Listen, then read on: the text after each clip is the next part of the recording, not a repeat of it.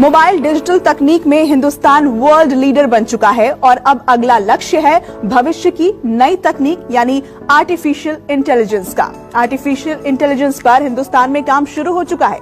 PM Narendra Modi ने सोमवार को responsible artificial intelligence for social empowerment यानी रेज 2020 समिट का उद्घाटन किया। इस वर्चुअल समिट में पीएम ने उम्मीद जताई कि आने वाले दिनों में हिंदुस्तान आर्टिफिशियल इंटेलिजेंस का हब बनेगा।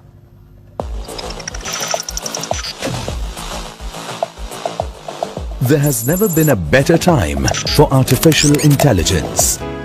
आर्टिफिशियल इंटेलिजेंस यानी वो तकनीक जिसके जरिए मशीन में इंसानों की तरह सोचने, समझने और निर्णय लेने की क्षमता विकसित की जाती है।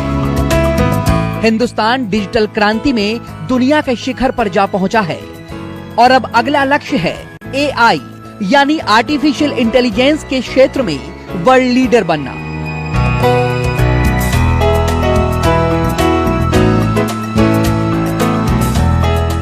सोमवार को पीएम मोदी ने रेस 2020 के वर्चुअल समिट का उद्घाटन किया तो अगला लक्ष्य आर्टिफिशियल इंटेलिजेंस का ही था।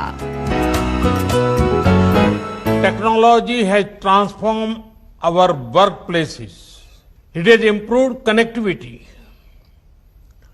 Time and again technology has helped us solve key challenges.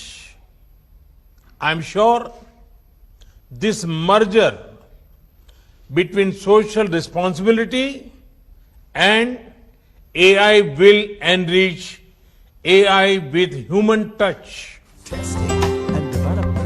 Artificial intelligence को ह्यूमन टच देने के उद्देश्य से ही इस समिट को responsible artificial intelligence for social empowerment यानी रेस 2020 नाम दिया गया है। वर्चुअल समिट को संबोधित करते हुए केंद्रीय आईटी मंत्री रविशंकर प्रसाद ने कहा, डिजिटल इंडिया के जरिए गवर्नेंस आसान हुई है क्योंकि अब तक भारत में करीब 70 करोड़ लोगों के पास इंटरनेट सुविधा पहुंच चुकी है। Our Prime Minister is passionate about transforming the life of ordinary Indians to the power of technology. And when he gave us the theme of Digital India, 6 years down the line, we see how it has improved governance,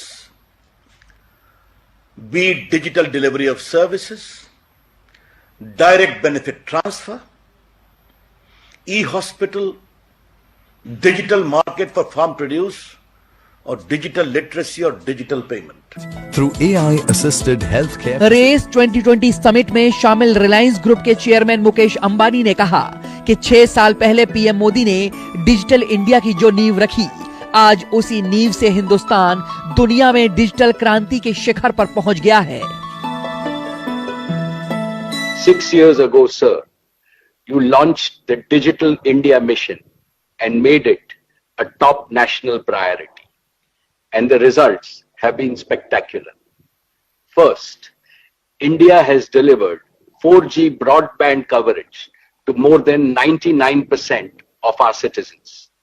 We have gone from 155th in the world to number 1 in mobile data consumption. With 5G round the corner, India will maintain its leadership position.